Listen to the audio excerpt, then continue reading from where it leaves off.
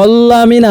Video kali ini adalah lanjutan Kagurabachi chapter 52. Di sini pertarungan Chihiro melawan Hiruhiko sudah akan dimulai. Jadi tanpa lama-lama lagi kita langsung masuk saja ke pembahasannya. Let's go.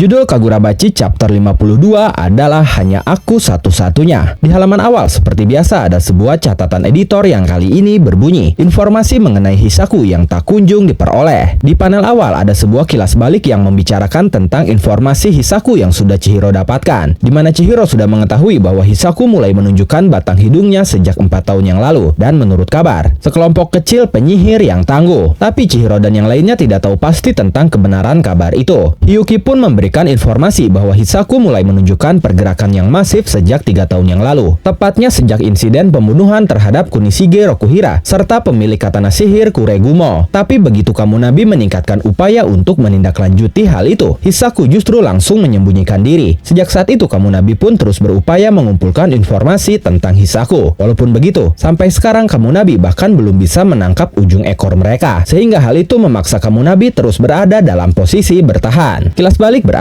Sekarang beralih ke Chihiro yang sedang menghadapi Hiruhiko. Chihiro berpikir di dalam hatinya bahwa dia akan mengakhiri kebuntuan mereka. Dia bertekad akan membuat Hiruhiko mengatakan semua informasi tentang Hisaku, seperti susunan organisasi, rencana, dan tujuan mereka. Saat itu Chihiro mulai menggunakan Nishiki di tengah kepungan Hiruhiko dan 3 orang pengguna Datenseki. Hiruhiko berkata, "Aku senang kau bersedia menghadapiku dengan serius. Sebenarnya sudah lama aku menunggu momen saat kita bisa saling berhadapan seperti ini. Usiaku 18 tahun. Sama sepertimu." Chihiro tidak mengerti apa maksudnya. Dia berkata, "Lantas kenapa?" Lalu Hiruhiko menjelaskan dengan berkata, "Membunuh seseorang itu adalah sebuah pilihan yang pertama kali kusadari saat usiaku 3 tahun. Sepertinya membunuh sudah menjadi hal yang mendarah daging dalam diriku. Tapi di sekitarku sama sekali tidak ada anak-anak seusiaku yang memiliki pola pikir yang sama. Setidaknya hingga hari ini aku belum pernah memiliki satu orang pun yang benar-benar bisa kuanggap sebagai teman. Akan tetapi Chihiro Rokuhira, aku merasa kalau kita bisa menjadi teman. Akhirnya aku bisa bertemu dengan pemuda berusia 18 tahun yang sudah menjadi pembunuh, sama sepertiku." Setelah itu Chihiro tanpa basa-basi langsung maju menyerang Hiruhiko dengan sebuah tusukan katana. Ketiga pengguna Datenseki pun mencoba menyerang Chihiro. Lalu Chihiro berteriak, "Jangan samakan aku denganmu. Aku berbeda dengan kalian semua." Tapi dengan santainya Hiruhiko berkata, "Kita memang sama. Omong-omong, kau boleh memanggilku Hiruhiko." Kemudian Hiruhiko mengeluarkan kekuatannya sambil berkata, "Baiklah semuanya, lakukan sesuai rencana." Setelah itu Hiruhiko berubah menjadi lembaran kertas dan kemudian menghilang. Chihiro terkejut. Dia bertanya-tanya apakah Hiruhiko melarikan diri, dan apakah itu artinya ucapannya tentang pasukan khusus anti-enten sebelumnya hanya gertakan saja. Hiruhiko sendiri saat itu muncul di tengah kota di keramaian, dan dengan santainya dia memikirkan akan melakukan hal apa di tengah kota itu. Lalu saat berjalan, dia melihat gedung teater dan memutuskan untuk menonton pertunjukan teater. Dia pun duduk di tengah penonton lainnya dan akan menyerahkan urusan Uruha kepada pasukan yang menyerang kuil Senkutsu. Saat itu dia menonton teater yang berjudul Peperangan di Pulau Sano. Bahkan dia berbincang dengan penonton di sampingnya dengan santai. Dia menceritakan bahwa dia sebelumnya sudah pernah menonton pertunjukannya. Menurutnya pertunjukan itu membosankan karena di akhir cerita karakter utama berhasil mengalahkan Oni Hitam, lalu menyelamatkan keluarganya dan mengembalikan kedamaian di Pulau Sano. Tapi penokohan karakter utamanya terlalu lemah, ditambah koreografi pertarungannya kurang epik. Lalu tiba-tiba orang di samping Hiruhiko panik karena dia melihat perut Hiruhiko mengeluarkan darah. Tapi dengan santainya Hiruhiko mengatakan bahwa dia ditusuk oleh seorang pengguna katana sihir. Ternyata serangan Chihiro sebelumnya berhasil mengenai Hiruhiko, dan ternyata walaupun Hiruhiko pergi dari lokasi pertempuran, dia masih bisa mengawasi pertarungan melalui kupu-kupu kertasnya. Menurutnya, senjata Datenseki memang kuat. Tanpa benda itu mustahil mereka bisa mengalahkan para penjaga di Kokugoku. Tapi walaupun begitu, yang paling ideal adalah jika mereka bisa mengalahkan para penjaga itu tanpa bantuan Datenseki. Dalam kasus itu, kemampuan pengguna pengguna memang yang menjadi alasan utamanya. Sederhananya, walaupun seorang amatir diberikan doping, mereka akan tetap lemah jika tidak paham cara untuk menggunakan kekuatan itu. Pengguna Datenseki adalah orang yang dikumpulkan secara acak, jadi wajar saja jika kekuatan tempur mereka tidak merata. Mereka pun tidak bisa melakukan koordinasi sebaik para petarung Kamunabi. Tapi ketiga orang yang sedang melawan Chihiro adalah penyihir yang dipilih Hiruhiko sendiri. Mereka adalah orang yang memahami cara untuk menggunakan kekuatan mereka. Selain itu, untuk masalah koordinasi bisa diatasi dengan sihir kertas Hiruhiko. Saat itu ternyata Chihiro cukup kerepotan dengan adanya kertas-kertas milik Hiruhiko. Dia berkata, apakah dia mengendalikannya dari jarak jauh di suatu tempat. Walaupun semua kertas ini tidak memberikan luka fatal, tapi dia bisa menggunakannya untuk menghalangi lawan serta memandu rekannya secara akurat. Chihiro akhirnya menyadari dan mengakui bahwa ucapan Hiruhiko tentang pasukan anti-enten itu benar adanya. Kemudian tiba-tiba ada sebuah kertas yang berubah menjadi tanda panah yang mengarah ke belakang Chihiro. Dan tanpa basa-basi, orang yang berada di belakang Chihiro langsung menyerang arah yang ditunjukkan oleh Hiruhiko itu. Hiruhiko sendiri masih asik menonton pertunjukan teaternya. Dia mengatakan bahwa akan ada sosok yang muncul di akhir cerita. Dia adalah sang penjahat, dan dari sana pertunjukan akan mulai menarik. Tidak lama dari itu, Chihiro terjatuh ke panggung dari atap gedung teater, dan saat itu dia berhasil menebas-nebas ketiga pengguna Datenseki yang menyerangnya. Hiruhiko menjelaskan bahwa ada satu lagi kekurangan Datenseki, yaitu kemampuannya yang hanya bersifat sementara. Hal itu menjadi faktor pembeda yang sangat besar dengan katana sihir. Kekuatan Datenseki bukanlah hal yang bisa dikuasai sepenuhnya dalam waktu singkat, dan itu dibuktikan oleh Sojo yang juga membutuhkan waktu hingga dia terbiasa menggunakan katana sihir. Karena itu, mereka sama sekali bukan tandingan bagi orang yang sudah menggunakan katana sihir selama 3 tahun. Tapi ternyata saat itu Hiruhiko memang sengaja memancing Chihiro ke gedung teater yang banyak orangnya. Hiruhiko berkata, kau bisa merasakannya kan? Bagi orang biasa seperti mereka, kau bukanlah manusia. Saat itu para penonton terlihat panik, berlarian ketakutan setelah melihat Chihiro muncul tiba-tiba dari atas dan membunuh 3 orang sekaligus di hadapan mereka. Lalu Chihiro mengingat momen kematian ayahnya. Setelah itu dia berkata, kau kira siapa yang sudah membuatku menjadi seperti ini? Saat itu Hiruhiko masih duduk dengan santainya di tengah para penonton yang panik berlarian keluar. Hiruhiko berkata, lihatlah baik-baik, hanya aku satu-satunya. Akulah satu-satunya yang bisa memahami dirimu. Chihiro terlihat kesal mendengarnya. Dia berkata, tidak usah banyak bicara. Dan momen itu mengakhiri Kagurabachi chapter 52 kali ini. Seperti biasa di akhir chapter ada sebuah catatan editor yang kali ini berbunyi, pertarungan sengit akan segera dimulai. Bagaimana menurut kalian? Silahkan tulis dan diskusikan pendapat, asumsi, dan teori kalian di kolom komentar. Oke, terima kasih sudah menonton video ini sampai akhir. Mohon maaf jika ada kesalahan dalam narasi maupun dalam terjemahan dan penyebutan istilah asing. Tetap nantikan konten Black Clover dan konten menarik lainnya hanya di Animangatik. Sekali lagi terima kasih dan sampai jumpa di video selanjutnya.